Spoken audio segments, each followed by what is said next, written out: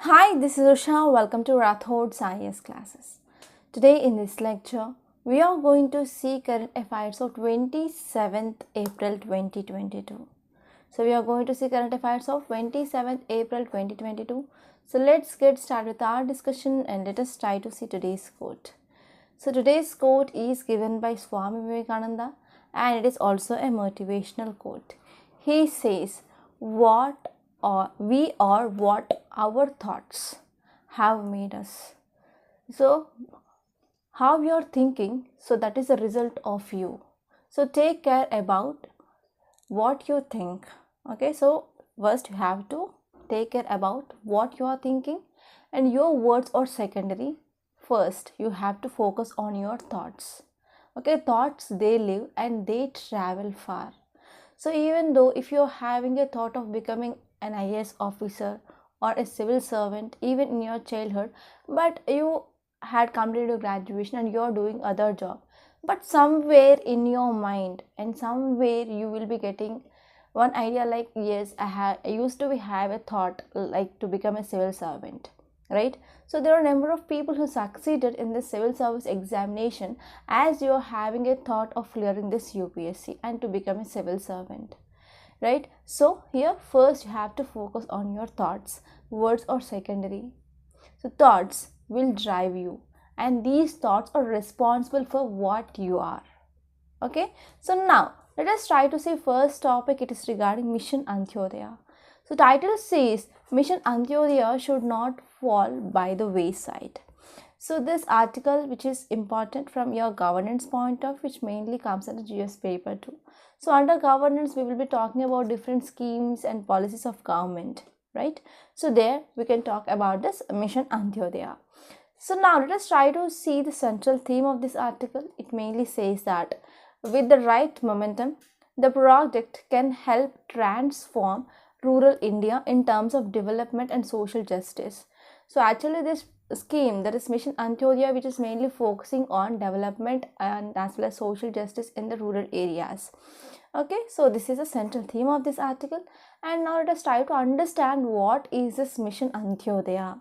Okay, so if you are talking about this Mission Antyodaya, so this scheme which mainly launched in year 2017 to 2018, okay, 2017 to 2018. So this scheme was announced, and the important aim of this scheme, it is to bring 1 crore households out of poverty. So this scheme it is mainly focusing on to achieve sustainable development goal, that is no poverty, that is to bring at least 1 crore households out of poverty, and also to make about 50,000 gram panchayats, they are poverty free, and the target here is 2019.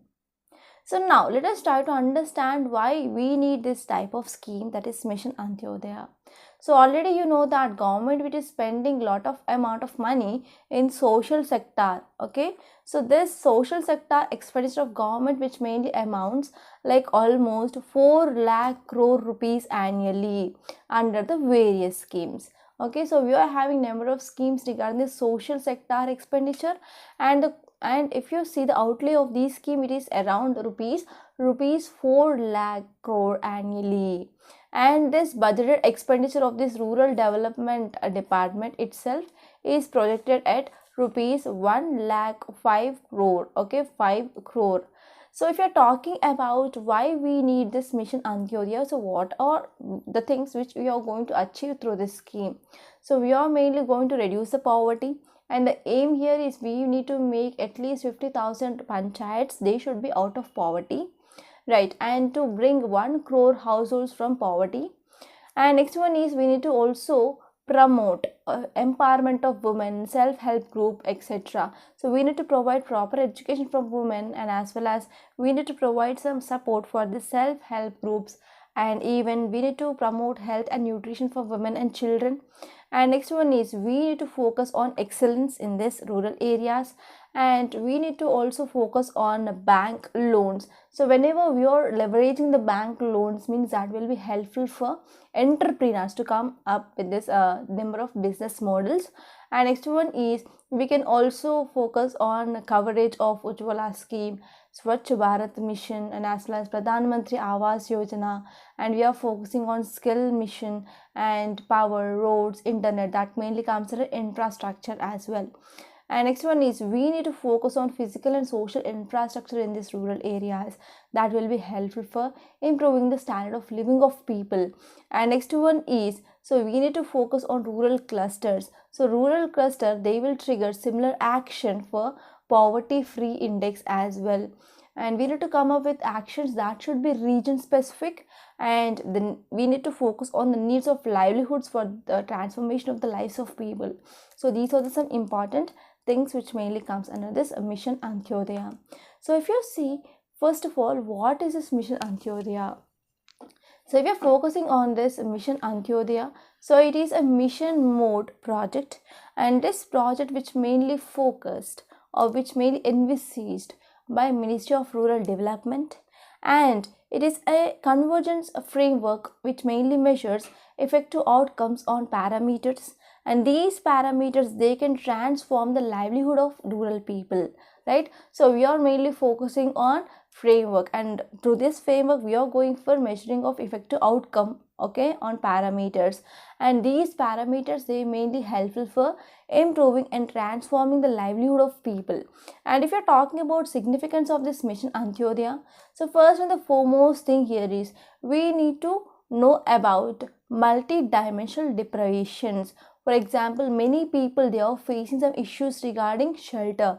They are not having proper shelter, they do not have proper land to go for agriculture, and households, they headed by a single woman. So many minorities, okay, minority people also there, and even scheduled caste and scheduled tribe households, okay. So these are the some important deprivations that are mainly seen. And if you're talking about these people, they contribute about 8.88 crore households. They are found to be deprived and poor households. It is as per socio-economic caste census data of 2011. Okay, so we need to address these problems of people in rural areas. So apart from this, so these households, they require targeted interventions under various government schemes, government programs. So we need to come up with wage creation programs, skill development, and as well as social security for especially elderly people, a proper education for children, and we need to focus on health of mother and as well as child. We need to focus on proper nutrition and even livelihood creation. So these are the some targeted interventions under this mission Antyodaya. So in this way, here this mission Antyodaya, which is mainly focusing on planning, okay, planning by pouring resources. We are coming up with pooling of resources, and with the help of these resources, we are mainly planning some activities that will helpful for creation of wages, creation of skills, social security, education, health, nutrition, livelihood opportunities, etc.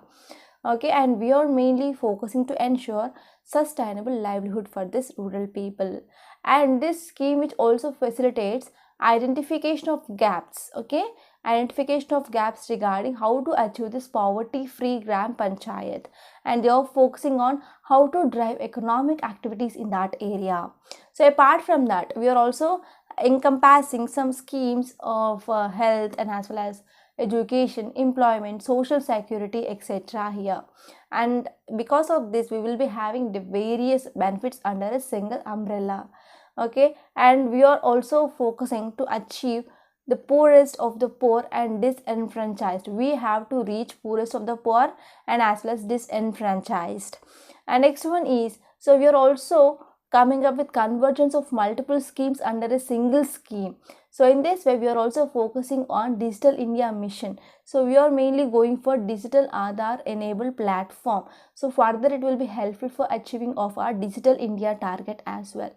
So if we are talking about what is the key goal of this mission Antyodaya, so first one is we need to ensure optimum usage of resources, okay, and we need to address some deprivations of people like poverty, houselessness, landlessness, and no proper livelihood like that. And we are mainly going for a planning, okay. So this planning which mainly supported by an annual survey, and this survey which mainly helps to access various developmental gaps in this gram panchayat level, and we are going for addressing those loopholes. And the article which mainly talks about one gap which mainly found. So recently, Antyodaya survey which mainly done in year 2019 to 2020, for the first time they collected data, and in this data, so that mainly shed a light on infrastructural gaps. So they are mainly facing some infrastructural gaps in 2.67 lakh gram panchayats, and these gram panchayat comprising of about 6.48 lakh villages, and it mainly contributes about 1.03 billion population, and we need to address this infrastructure gap to achieve this mission Antyodaya aims and objectives. So this is about this topic. And now let us try to see next topic. It is regarding India's designation as country of particular concern by this USCIRF. So already we discussed introduction regarding this topic, and now let us try to see in detail what is this article talking about.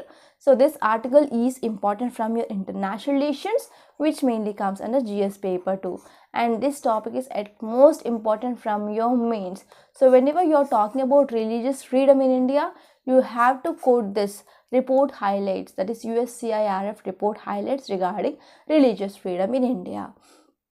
Right, and apart from that, you can also get some prelims based questions from this USCIRF. So recently here India, which mainly placed as a country of particular concern regarding religious freedom, so which organization came up with that report? And the answer is USCIRF, right? So in this way you can get a question not only in UPSC, but if you are preparing for any other your state service examinations also. So this article is very important. So now let us try to see what is the context. So recently USCIRF, which mainly came up with this 2022 annual report. So in this annual report, it mainly designated India as country of particular concern. Okay, country of particular concern.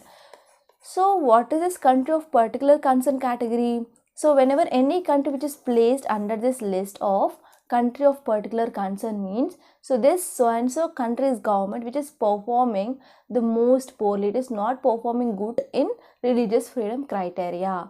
Okay, so this is the context. So if we're talking about what is this USCIRF, which mainly stands for, it mainly stands for United States Commission on International Religious Freedom. United States Commission on International Religious Freedom.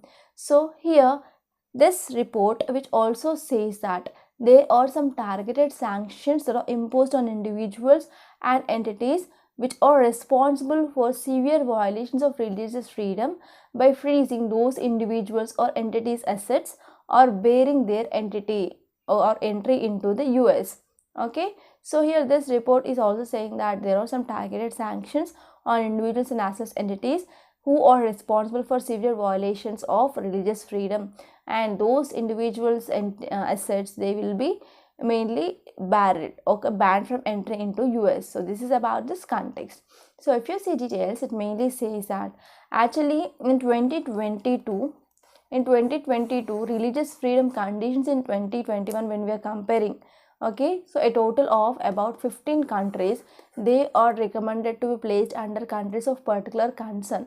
So this year there are about 15 countries that are placed under this countries of particular concern. So those countries are India, Pakistan, Burma, China, Eritrea, Iran, North Korea, Pakistan, Russia, Saudi Arabia, Tajikistan, Afghanistan, Syria, and as well as Nigeria, Vietnam. So these are countries which are mainly placed under this countries of particular concern this year, apart from India. So why India placed under this countries of particular concern? So first and the foremost important reason here is government. So present government of India, which is mainly coming up with promoting of Hindu nationalist agenda. Okay, so this report says that so government of India which is mainly promoting Hindu nationalist agenda. So because of this, whenever government which is promoting this Hindu nationalist agenda, so it will be negatively impacting other communities or other religions like Muslims, Christians, Sikhs, Dalits, and even other religious minorities. So this report which mainly observed that government of India which mainly continuously systemizing its ideological vision of Hindu states at both national levels and as well as at state levels. So it is coming up with already existing laws and even some new laws, and they are coming up with some structural changes. Okay, so because of this, it is having some negative impact on other religions. So this is the first important reason which may be highlighted by this report. And second one is, so there is a use of one act, that is Unlawful Prevention of Unlawful Activities Prevention Act, that is UAPA Act. Okay, and whenever there is any religious persecution that is happening, so those people will be arrested under this Unlawful Activities Prevention Act. So in this way here, it is having some negative impact on the people who are raising their voices.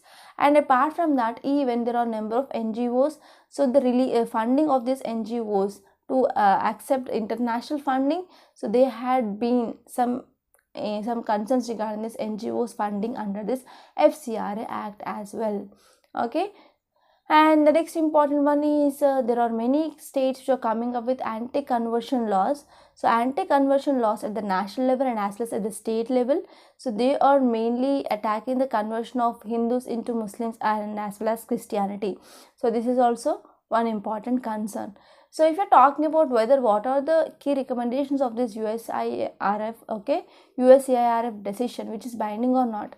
So whatever the decision which is given by this USCIRF, it is not binding on US government here. Okay, but they will be taking the this highlights of this report whenever they are coming up with diplomatic, bilateral and as well as strategic relationship with the other countries. So this is about this topic.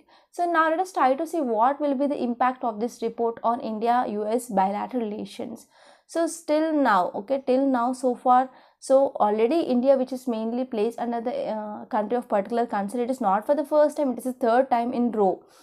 Okay, so till now we do not have seen much impact, but now this year we can see there might be some impact, because here regarding Russia-Ukraine conflict, so India which is not supported USA, and even whenever any resolution which is passed in the United Nations, so India abstained from voting. So because of this, there might be a greater pressure this time. So this is about this topic. And now let us try to see some facts regarding this USCIRF. So this USCIRF, it is an independent bipartisan body. Actually, this body which mainly created by International Religious Freedom Act here. So what is the function of this body? This body will monitor the religious freedom violations globally, and later on it will be coming up with some policy recommendations as well.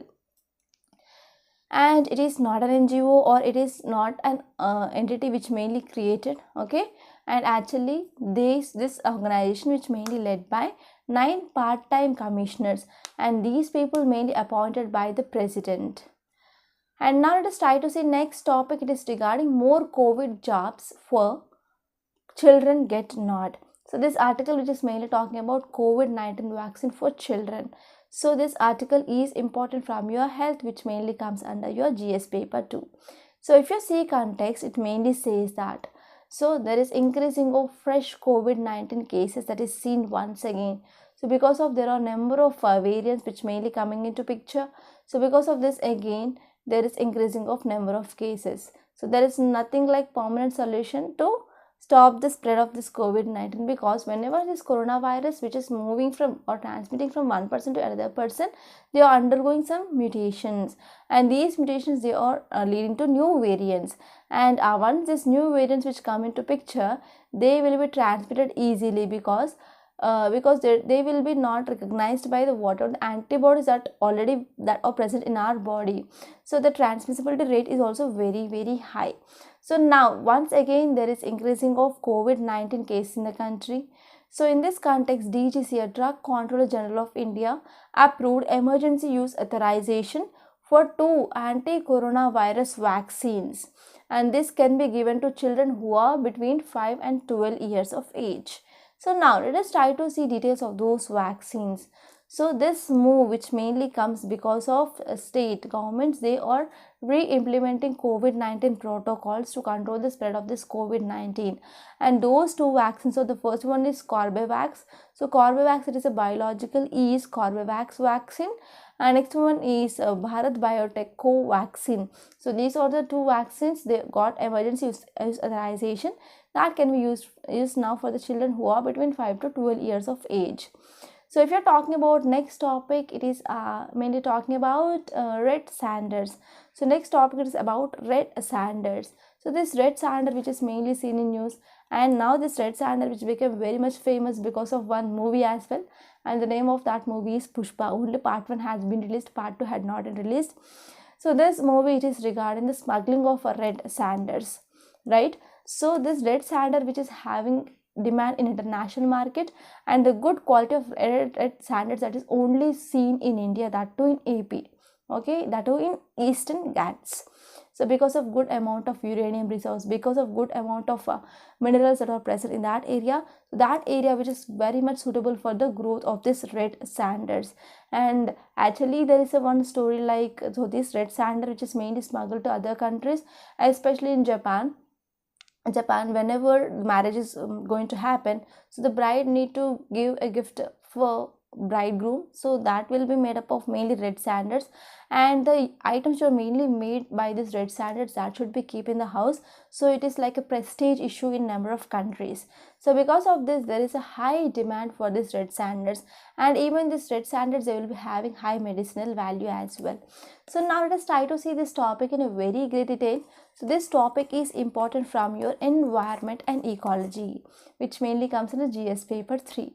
So if you see context, it mainly says that Andhra Pradesh Energy and Forest Minister, he said that state has 5,376 metric tons of red sanders, and this amount of this red sanders, they were seized from the illegal transporters. So one important cause of concern or threat for this red sander is illegal smuggling of this red sanders. So whenever the smuggling is happening, so these policemen, they will be seizing this red sanders. So if you see details, it mainly says that, so auction of this amount of this red sanders, that will fetch huge amounts to the state exchequer, and out of this about 30% of the money that can be spent for conservation of this red sanders in the state. So red sanders, they was mainly grown in 5.30 hectares of land in the state, and it was responsibility of this government to conserve this red sanders. So the state would take stringent steps to control illegal transportation of this red sanders. So if we are talking about some facts regarding this red sanders, so the species name here is Petrocarpus santalinus. So it is Indian endemic tree species. So let me know what is the meaning of endemic. Okay, so it is a one important concept that you have to know from your environment and ecology point of view. Okay, and actually these red sanders are mainly seen in the restricted geographical region in the Eastern Ghats.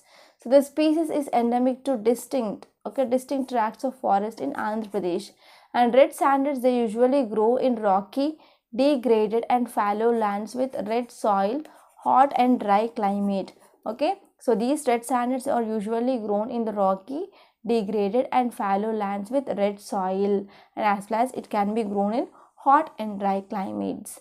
So if you're talking about threats for this red sanders, so illegal felling of trees, which is mainly seen for smuggling, and even forest fires, cattle grazing and other anthropogenic threats, that is the threats which are mainly caused by humans, they are some important threats for this red sanders. And this red sanders, which is known for huge therapeutic values as well. So because of this, there is huge demand for this red sanders in Asia, particularly China and as well as Japan, and they will be also using these red sanders in the making of cosmetics as well, and even making of medicinal products, and as well as furniture, woodcraft and musical instruments. So this musical instrument will be gifted in Japan actually by a bride to a bridegroom. And the next one is a protection status. So if we're talking about protection status in IUCN Red List, they were protected under endangered category, and sites, they are listed under Appendix 2, and under this Wildlife Protection Act, they were protected under Schedule 2 of this Wildlife Protection Act. So these are some important facts that you have to know regarding this topic. And now let us try to see next topic. It is regarding veto power. Okay, veto power of permanent 5 countries in United Nations Security Council. So countries will have to justify veto votes at United Nations. So here you have to understand what is this United Nations Security Council. So who are the members of this UNSC? So how many members are there in P5, that is a permanent 5 countries, and how many members are there under this non-permanent countries, and what is the tenure of this non-permanent countries. So these are some important things that you have to know. So this is important from your GS paper 2 under international relations. So now let us try to see this topic in a very great detail. So if you see context, it mainly says that 193 members of this United Nations General Assembly. So here this United Nations General Assembly which made adopted by consensus, okay, consensus, and they came up with a resolution, and this resolution which is mainly talking about these permanent 5 members of the Security Council, they need to justify their use of veto. So whenever these P5 countries of this United Nations Security Council, they are using veto, they have to justify why they are using this veto power. So if you see some details, it mainly says that, so the push for reform which was greeted with applause in the chamber, it was mainly revived by Russia-Ukraine invasion. So because of this Russia-Ukraine invasion, again this reforms which is mainly seen in news. So the measure is intended to make veto holders, that is US, China, Russia, and as well as France, they play a higher political price, okay? And when they use this veto power to strike down the Security Council resolution, so this is a thing which mainly said, okay, actually this reform which mainly proposed more than 2 years ago, and the measure which mainly provides for the General Assembly to be convened within 10 working days after a veto. Okay, and if you are talking about this resolution, so almost 100 countries along with this Liechtenstein they also came up with co-sponsoring of these reforms, that also includes US, Britain, and France. And now let's try to talk about some facts regarding this United Nations Security Council. So if we're talking about this United Nations Security Council, which was established by United Nations Charter of 1945, and it is one of the 6 principal organs of United Nations. And there are other 5 important United Nations organs. The first one is the General Assembly, United Nations General Assembly, Justiceship Council, Economic and Social Council, ICJ, International Court of Justice, and as well as Secretariat. And if you're talking about what is the primary responsibility, it is to maintain international peace and as well as security. And if you're talking about headquarters, which is mainly located at New York, okay, and this council which mainly has 15 members, out of this 5 are P5, that is permanent 5, and other 10 are temporary members, and the temporary members will be having tenure of 2 years. And which are these P5 countries, that is US, Russia, France, China, and as well as UK. So these are the 5 countries. And now let us try to talk about next article. Title says, scrap coal import duty to bolster power supply. So this article which is mainly focusing on coal import duty. So why we are importing coal? First of all, this is the first question. So in India, we are having coal deposits. But whatever the coal deposits are present, so they are not much good. So if you're talking about the coal, we are having peat, lignite, bituminous coal, and anthracite coal. So anthracite coal, it is the purest form of coal, and we do not have proper anthracite coal deposits. So whatever the coal deposits we are having, that is mainly lignite, okay, and some amount of bituminous coal that is mainly seen in this Jharkhand area, okay. So that is in Chota Nagpur Plateau region. So what happened here? So one more important problem that you're facing is, so we are mainly reliant, okay, we are mainly dependent on the coal for this electricity production, that is we are focusing on thermal energy, and you already know that. So from the last couple of months we are facing coal crisis, so there is less coal that is available, okay. So because of that, domestic production of coal, it is not at all sufficient, so we are importing the coal from other countries. So whenever we are importing the coal from other countries, on this coal import duty will be levied. Okay, so this article says that we need to scrap this import duty on this coal. So now let us try to understand this topic in detail. So here you have to see where coal reserves are present in India, and you have to make a map and you have to locate these coal reserves. So this is very important, and you have to see different types of coal, what is peat, what is lignite, what is bituminous, and what is anthracite, and how much amount of carbon is present and how much amount of moisture is present. So that is also very important from your geography point of view. So now let us try to see context. So context mainly says that ASSOCHAM has made a case for duty-free import of coal, and it's also focused for greater availability of railway rakes to transport the dry fuel and the different rate of diesel for captive generators for dealing with this power supply issue this summer. So normally in summer, one problem that we face either in rural areas or in urban areas is power cuts. So it is very difficult, especially in this summer season. So it is now very difficult for me to record video without fan here, right? So here, because of lack of power, so it will be also leading to decreasing of economic production or economic output as well. So yesterday we discussed about this electricity and how it related to our economy or growth and development of that so and so country. So because of lack of power supply, here Pakistan, which is mainly facing economic distress, right? So here as home, which mainly says that we need to go for cutting off import on this coal, and as well as we have to focus on greater availability of railway rakes, and even there is a need for different rate of diesel for these captive generators that will be helpful mainly for dealing with this power cuts or power supply issue, especially in this summer season. So if you are focusing on more details, it mainly says that we urge states and as well as discoms, they are nothing but distribution companies, power distributing companies, they are not to differentiate against commercial consumers in power supply. So in power supply, we will be having households and as well as commercial. So households means whatever the power that we are utilizing for our household purpose, for example lighting, fans, etc., that we are using in our house. But if you see for commercial means whenever power which is mainly used for commercial purpose, for example business, okay, for example industries, factories, that will come under commercial. So here we can see in electricity there is a concept called as cross subsidy. For example, for commercial purpose, per one unit of power, they mainly charges more than 5 rupees. For households, for 1 unit, it will be charging like 2 rupees. So they will be collecting high amount of charges from this commercial purpose, and they are diverting this to subsidize this households power supply, right?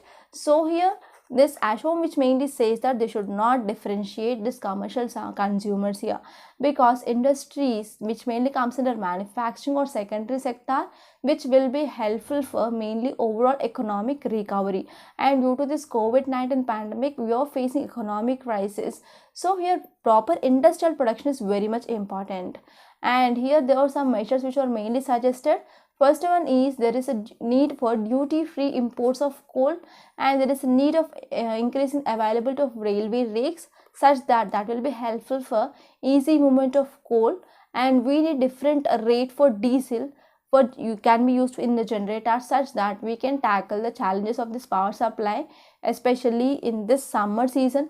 And if you're talking about some facts regarding what is this duty on import of coking coal, so we are importing coal, so on this importing of coal we have to pay tax, that is 2.5% of import duty, right? So actually whatever the domestic production that we are getting, that is not at all enough, so we are importing from other countries. So on this, the duty which is imposed, it is at the rate of 2.5%, and it is a tax which mainly collected on imports, okay, and some exports by the custom authorities of the country. So if you're talking about customs duty, it is nothing but, so the on imports and as well as exports, the tax will be collected, okay, so that will be based on the value. So for example, we can talk as import tax or tariffs or custom duty or imported tariff. So this is about this topic, and now let us try to see next, that is our yesterday's questions. So first question is regarding natural leaves. So natural leaves are depositional landforms on either sides of banks of a river. So what are the disadvantages? So leaves or breached can cause catastrophic floods. And next one is leaves forming regions cannot be used for agriculture purposes, and leaves formation leads to sedimentation of river basins. So which are the correct disadvantages? So here disadvantage here is it cannot be used but it can be used, so we can eliminate this. So correct option will be 1 and 3. Leaves or breached, it can cause catastrophic floods, yes. And next one is and leaves formation leads to sedimentation on the river basins. So to understand this natural leaves, so whenever river it is flowing, so it will be having capability to bring lot of amount of sediments. So that sediments will be mainly deposited on the sides. Okay, so if you see this image, you can see, so this is the river and it is mainly bringing some sediments on this banks. So whenever this flooded water which may receded means, we can see the natural leaves are built on the sides of this river. And the second question is regarding deltas. Arcuate deltas are the most common type of deltas. For example, Ganga delta, Rhine delta, Nile delta, etc. And consider the following statements regarding this type of delta. It is mainly formed when river is denser than seawater. So one concept you have to remember is whenever the river is denser, okay, than compared to that of seawater, that will form estuary, not the delta. Okay. So river water should not be dense, okay, than compared to that of seawater to form this delta. And next one is it is formed when river water is dense than seawater. It is mainly known as growing delta. Actually, the correct answer is it is known as a growing delta. So the correct option is 1 only. Actually, first statement and the second statement it is same, so we can eliminate the second and as well as first statement. So correct option will be 3 only. So the correct option is not there here, so please make it correct. It is called as a growing delta. And next question here is today's practice questions. The first question it is regarding, so the atmosphere is a gaseous envelope which mainly surrounds our earth's surface. Consider the following statements regarding this Earth's atmosphere. So there are 3 statements are given, so you have to see the correct statements here. And next one is troposphere. So next question is regarding troposphere. So again 3 statements are given, so try to give me the correct option here. So we in Rathod's IAS, we are coming up with complete foundational course for 2023, and we are dealing with each and every topic with a great detail. And after watching these videos that we are providing under this foundational course, so you can completely rely on our videos, and we are also providing you PDF as of these classes. And next one is there is a conceptual clarity that is promised here. Okay, so please try to join that foundational course of 2023. You can purchase that in website, or if you want to get pen drive, so we are also ready to provide you the pen drive. And the cost of this foundational course is just 60,000 rupees with validity of 2 years. And we also provide you prelims test series and as well as mains answer writing course of 1 year, that will be free if you take this entire foundational course. So if you want to take a single module like only history, only economy, only polity, only geography, you can take those single modules. Here in this Rathod IAS, I am dealing with this geography and as well as ethics. These are my core subjects. You can take those courses. So details of this courses you can get in our Rathod IAS website. So please register in our website and you can click on course list, and there you can see wide range of courses that we are offering there, and you can watch the demo videos. After watching demo videos only you can go for payment. And if you have any doubts or any queries regarding these courses, you can call me on this number 8074765513, and this is also WhatsApp number. You can also message me on this number. And if you want to get today's PDF of this class, you can join the Telegram channel, and the link is given in description box. So now let us try to see today's Hindu newspaper PDF. So this is our today's Hindu, date is 27th April 2022, and this is Delhi edition. So first article it is regarding COVID-19 jobs for children. So I discussed this topic. And next article it is regarding draft of new IT laws likely to be out in May. So once this draft had been released, then we are going to have a detailed discussion on that. So you can leave this city page, there is nothing much important here. So actually there was one image, so it mainly talks about a fire which mainly broke out in this landfill. So in this landfill, what will be happen? So whenever we are dumping different kinds of waste in this landfill, so this landfill will become an area where it will generate lot of amount of gases, especially in the summer season. So because of high temperature and because of optimal temperature, decomposition will be very fast than compared to that of winter season, so that we can see wide range of gases will be there, and that can easily catch the fire. So this is the one important thing. And we can also see methane emissions which will be high in this landfills. And you can also leave this page. In this state page, I didn't find anything which is much important or relevant from UPSC. And in this editorial, in this state page also, I didn't find anything. I discussed about this Red Sanders article. And there is one article I found very interesting now is, worship takes a digital turn with temples going e-way. So whenever you are going to temple, normally there you can see hundis will be there in yellow color, right?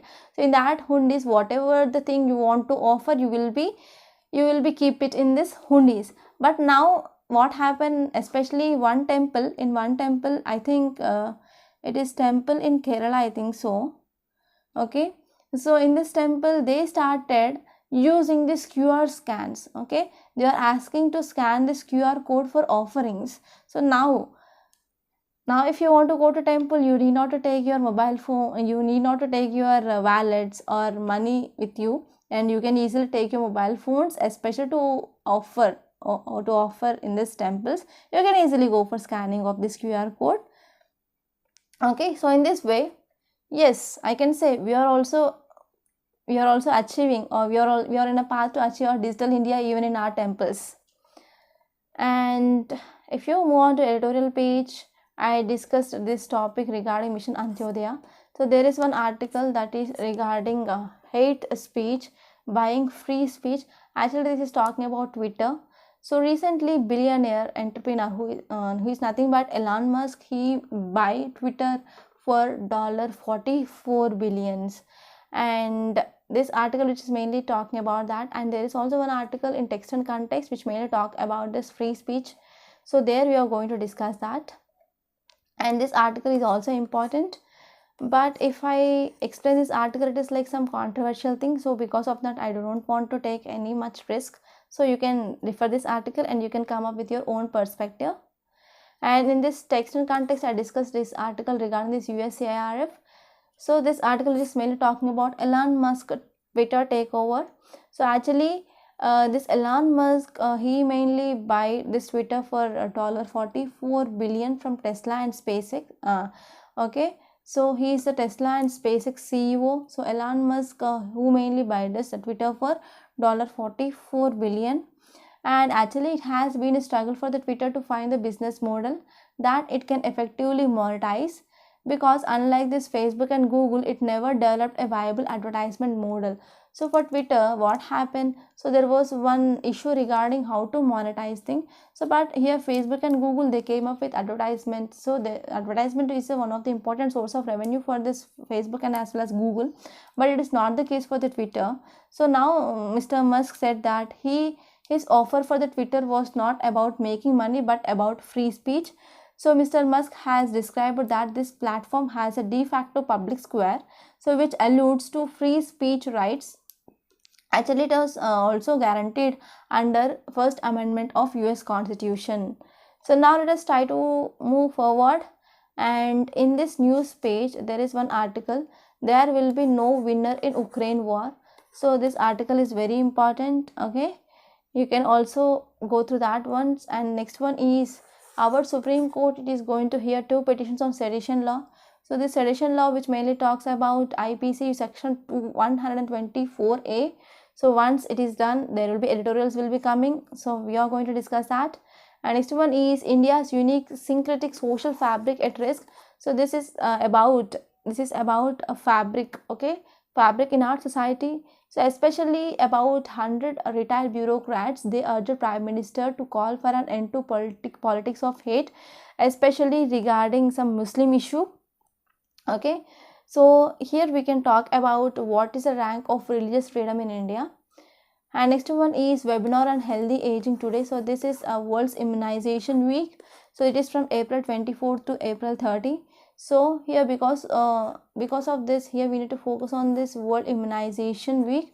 So what is the important aim of this week? It is to promote the use of vaccines and to protect people. Okay, it want to protect the people of all ages against the diseases. Because when we are getting immunity, it will be helpful for saving of million lives every year. So here we need to focus on vaccination. And if you move forward in this page, in this world page, there is one article important I discussed about this veto. And in this business page, India China adds coal plants as global capacity addition dips 13%. You have to know this. And I discussed regarding this coal import duty.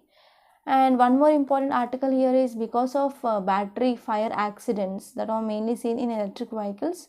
So that will leads to slowing of electric vehicles adoption. Yes, what happened? There are a number of incidents regarding this battery fire incidents that are happening.